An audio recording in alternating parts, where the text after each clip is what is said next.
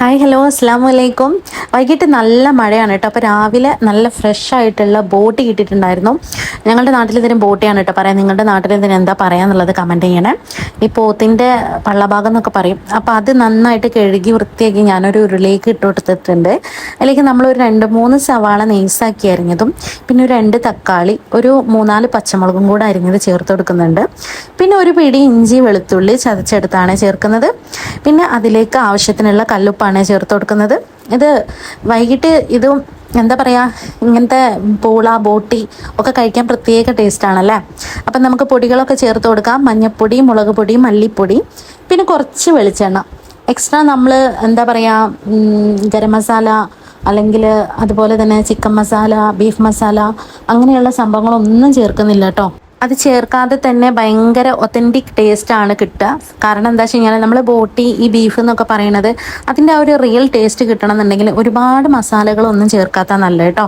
അപ്പോൾ ഇതൊക്കെ ചേർത്തതിന് ശേഷം കൈ വെച്ച് നന്നായിട്ട് തിരുമ്മി മിക്സ് ചെയ്യണം. അതിൻ്റെ ശേഷം അതിന് വേവാൻ വേണ്ടി ആവശ്യമുള്ള വെള്ളം ഒഴിച്ചു കൊടുത്തതിന് ശേഷം കുറച്ച് കറിവേപ്പിലയും കൂടെ ഇട്ടിട്ട് വിറകടുപ്പിൽ വെച്ചിട്ടാണ് വേവിക്കുന്നത്. അപ്പോൾ വൈകിട്ടുള്ള പരിപാടിക്കാണിത്. അപ്പോൾ ഇതിൻ്റെ കൂടെ കുത്തപ്പാണ് ഇതിൻ്റെ കൂടെ കഴിക്കുന്നത് കേട്ടോ. നമ്മൾ കുത്തപ്പം ഓട്ടട എന്നൊക്കെ പറയും. ഇതിന് ഇനി വേറെ എന്തെങ്കിലും പേരുണ്ടോയെന്ന് അറിയില്ല കേട്ടോ. അതും ഈ ഒരു ബോട്ടി കറി ഭയങ്കര ടേസ്റ്റാണ്. അത് ചൂടോടെ ഇങ്ങനെ ചുട്ടെടുക്കും. അതുപോലെ തന്നെ നമ്മൾ ഈ വേവിച്ചെടുത്തിട്ടുള്ള ബോട്ടിയും കൂടെ അതിൽ ചേർത്ത് കഴിക്കുമ്പോൾ ഒന്നും പറയില്ല, അസാധ്യ ടേസ്റ്റാണ്. അപ്പം നമ്മുടെ ബോട്ടിയിലുള്ള വെള്ളമൊക്കെ കുറച്ചീച്ച വറ്റി വരുന്നുണ്ട്. ഈ സമയത്ത് നമുക്ക് കുറച്ച് കുരുമുളക് പൊടിയൊക്കെ ചേർത്ത് കൊടുക്കാം കേട്ടോ. പിന്നെ വേറെ ഞാൻ പറഞ്ഞില്ല, വേറെ പൊടികളൊന്നും ചേർക്കുന്നില്ല. കുറച്ചും കൂടെ വെളിച്ചെണ്ണ ഒഴിച്ചു കൊടുക്കുന്നുണ്ട്, ആ എരിവ് ഒന്ന് ബാലൻസ് ചെയ്യാൻ വേണ്ടിയിട്ട്. അപ്പോഴത്തേക്കും നമ്മൾ അടുപ്പിൽ നിന്ന് നമ്മളെ ബോട്ടി ഇറക്കി വെച്ചിട്ട് നേരെ നമ്മൾ കുത്തപ്പച്ചട്ടി വെച്ച് കൊടുത്തിട്ടുണ്ട്. ഒരു ഓട്ടുചട്ടിയാണ് കേട്ടോ. അപ്പോൾ ചൂടായി വരുന്ന സമയത്ത് നമ്മൾ ആക്കി വെച്ചിരിക്കുന്ന മാവ് നമ്മൾ 2 കയ്യിലാണ് കേട്ടോ ഒഴിച്ചു കൊടുക്കുന്നത്. 2 തവി മാവാണ് ഒഴിച്ചു കൊടുക്കുന്നത്. ഈ മാവ് ഒഴിച്ച പാടെ നമ്മൾ കുറച്ച് നേരം ഒന്ന് വെയിറ്റ് ചെയ്യണം. കുറച്ച് ബബിൾസ് ഒക്കെ വരും കേട്ടോ. അത് ബബിൾസ് വരുന്നതിന് മുമ്പ് പെട്ടെന്ന് നമ്മൾ മൂടി വെക്കേണ്ട ആവശ്യമില്ല. അങ്ങനെ ബബിൾസ് വന്നതിന് ശേഷം നമ്മൾ മൂടി വെച്ച് ഇതുപോലെ വേവിച്ച് തുറക്കുമ്പം ഈ ഒരു കറക്റ്റ് ഈ ഒരു പരുവത്തിൽ നമുക്ക് കിട്ടും കേട്ടോ. ഈ ഓട്ട ഉള്ളതാണല്ലോ ഓട്ടട കുത്തപ്പം എന്നൊക്കെ പറയുന്നത്, കുത്ത് വീണ്. അപ്പം നല്ല അടിപൊളിയായിട്ട് നമുക്ക് കുത്തപ്പം കിട്ടിയിട്ടുണ്ട്. അത് ചൂടോട് കൂടിയിട്ട് തന്നെ നമുക്കിതുപോലെ എടുത്തൊരു പാത്രത്തിലേക്ക് ഇടാം.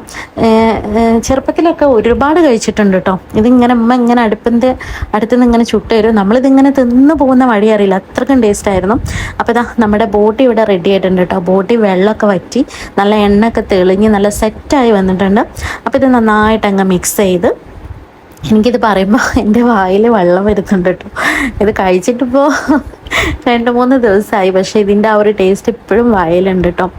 അപ്പം നമ്മൾ ഇതിന് പ്രത്യേകിച്ച് സ്മെല്ലൊക്കെ ഉണ്ടാവും എന്ന് പറയാം. അങ്ങനെ ഒരു കാര്യങ്ങളും ഇല്ല. നല്ലോണം ചുടുവെള്ളത്തിലിട്ട് വൃത്തിയാക്കി എടുത്തിട്ടാണ് കേട്ടോ അത് ഉണ്ടാക്കിയിട്ടുള്ളത്.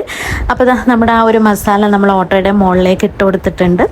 അതെല്ലാം കൂടെ മിക്സ് ചെയ്ത് കൂടുതലൊരു കട്ടൻ ചായയും കൂടെ കൂട്ടി ഒരു പിടി അങ്ങ് പിടിച്ചപ്പോൾ എൻ്റെ പറയോ ഒന്നും പറയണ്ട, അത്രയ്ക്ക് ടേസ്റ്റായിരുന്നു. എല്ലാവരും ഒന്ന് ട്രൈ ചെയ്ത് നോക്കണം.